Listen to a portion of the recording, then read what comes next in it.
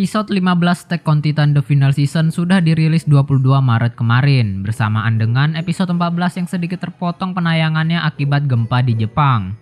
Sekilas, di episode 15 ini berisi kisah masa kecil Zeke yang memiliki rencana ingin memusnahkan Eldia dengan rencana pemandulannya. Tapi seperti biasa, sebelum dimulai, bantu channel ini dengan memencet tombol like dan subscribe. Jika sudah, saya ucapkan terima kasih, lalu langsung saja kita mulai. Episode 15 diberi judul Satu-Satunya Penyelamat. Di awal episode dibuka dengan memperlihatkan pemandangan di distrik penampungan Liberio dari udara. Terdengar juga suara seorang pria yang berbicara kepada Zeke kecil. Yang tak lain pria itu adalah ayahnya, Grisha Yeager. Grisha menjelaskan jika di sini mereka tinggal seperti di sangkar burung. Karena mereka yang berbangsa Eldia tidak boleh pergi kemana-mana dan harus hidup sampai mati di tempat ini. Grisha memberikan penjelasan ini agar memotivasi Zeke kecil untuk dijadikan alat agar terciptanya kebebasan bagi Eldia. Kemudian terlihat juga seorang pria yang menegur Grisha dengan ekspresi yang ramah. Namun saat pria ini melihat ban lengan yang menandakan sebagai pembeda antara bangsa Eldia dan Marley, membuat orang ini menjadi tidak ramah lagi. Bahkan ia sengaja menyiram keluarga Yeager dengan air pel. Bagi mereka yang berdarah Eldia, cacian sudah seperti makanan sehari-hari bagi mereka. Hal seperti ini sudah sangat biasa terjadi di daerah di luar distrik penampungan. Para penduduk Marley memang sangat membenci para Eldia dikarenakan dosa para leluhurnya. Kemudian timeline melompat beberapa tahun ke depan.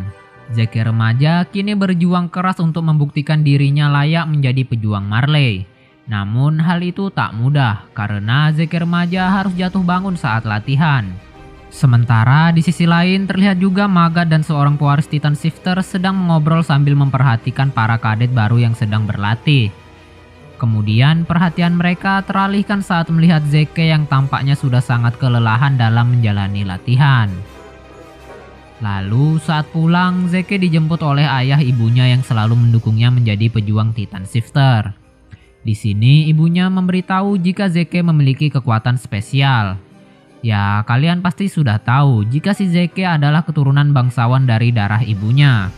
Makanya itu ketika Zeke sudah mewarisi kekuatan Beast Titan, Zeke memiliki kekuatan spesial yang dapat mengubah Sabiek Ymir menjadi Titan.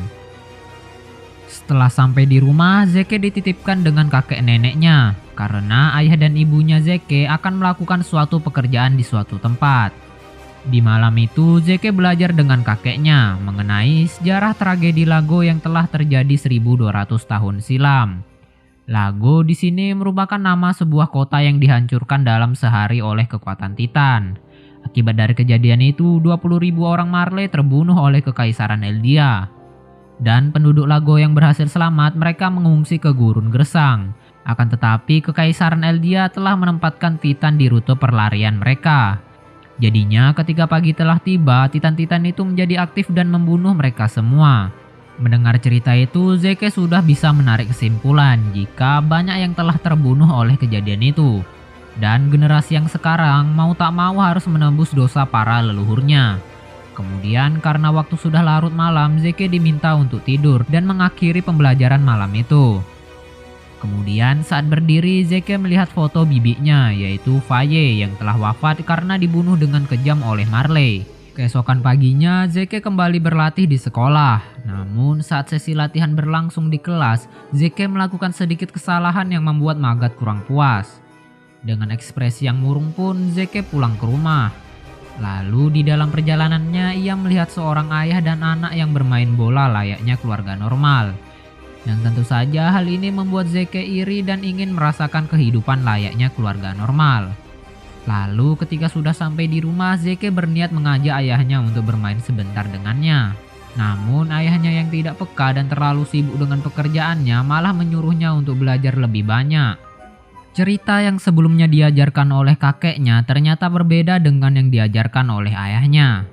Menurut Grisha, tragedi Lago tak pernah terjadi karena semua itu hanya cerita buatan Marley belaka. Ditambah lagi, Ymir pasti tak menginginkan hal itu terjadi. Di sini Zeke merasa lebih antusias belajar dengan ayahnya dibandingkan dengan kakeknya. Di keesokan harinya, Zeke ditegur oleh instruktur Magat karena telah melakukan kesalahan. dan Zeke pun diminta untuk lebih serius dalam menjalani latihan.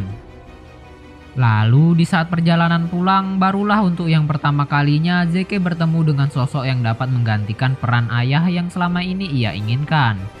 Namanya adalah Tom Caver, sekaligus orang yang mewarisi kekuatan Beast Titan.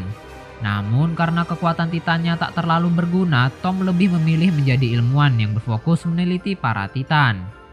Zeke yang sebelumnya terlihat murung pun kini ia kembali bersemangat setelah bertemu dengan Tom.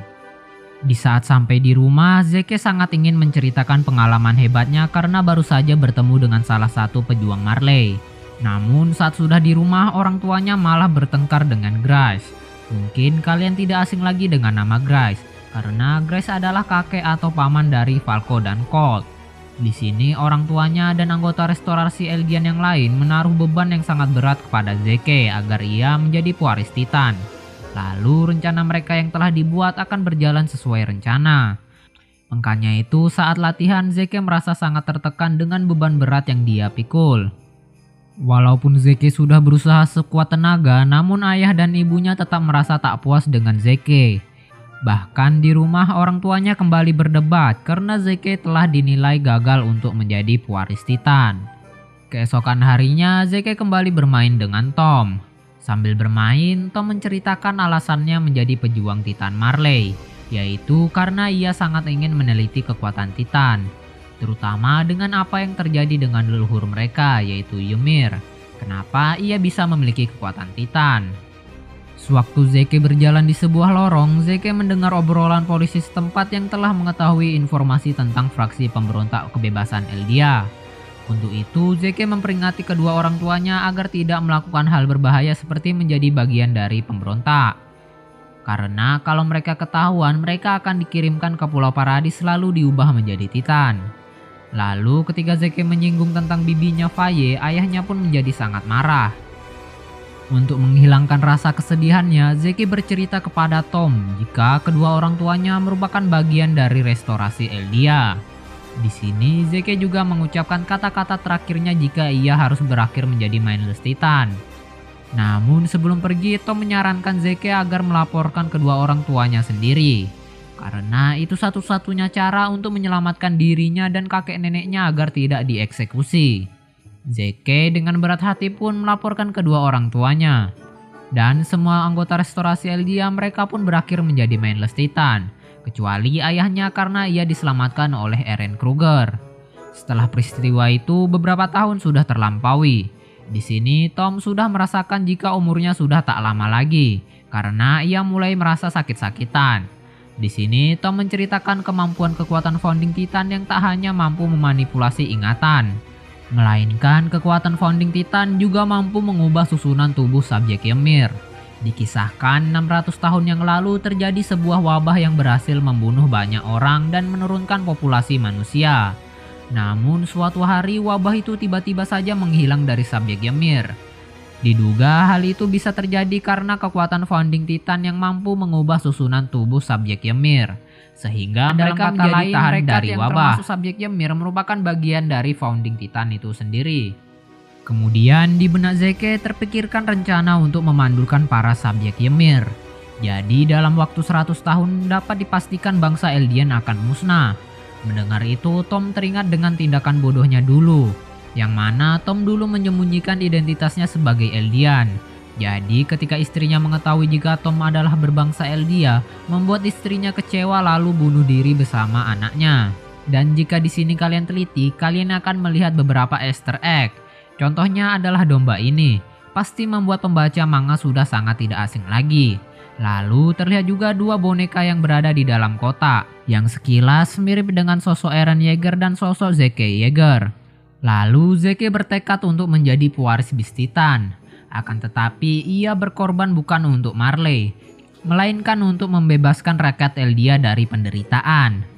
Kemudian Tom memberitahu rahasia untuk meninggalkan sumpah perang, yaitu dengan pemilik darah keluarga kerajaan yang memiliki kekuatan selain Founding Titan, dan orang biasa yang memiliki kekuatan Founding Titan. Jadi ketika mereka bersentuhan, kekuatan Founding Titan akan aktif sepenuhnya. Akan tetapi di sini Zeke bukan yang menjadi pemegang kendali Founding Titan, karena Zeke hanya berperan sebagai kunci saja. Jadi Zeke harus mencari orang yang pas untuk peran itu. Lalu hari di mana Zeke akan mewarisi kekuatan Beast Titan pun tiba.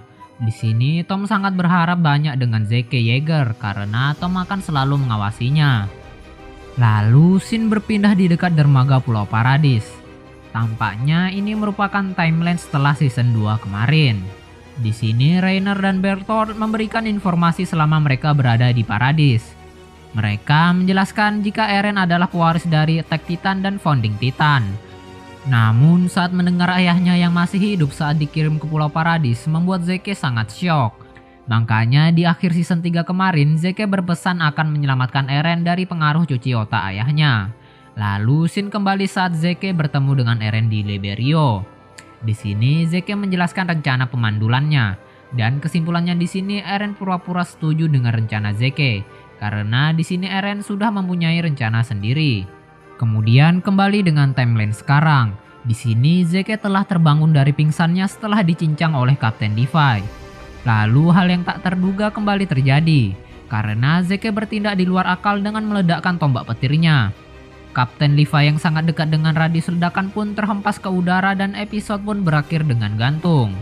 Jadi itulah Attack on Titan episode 15. Mungkin kalian agak risau dengan kondisi Kapten Levi. Tapi setelah terkena dampak ledakan yang cukup besar, kemungkinan dengan tubuh Ackerman-nya saya yakin Kapten Levi masih selamat walau agak jadi cacat. Jadi sekian saja untuk konten kali ini. Saya ingatkan kembali jangan lupa untuk like dan subscribe. Saya akhiri, sampai jumpa di konten selanjutnya.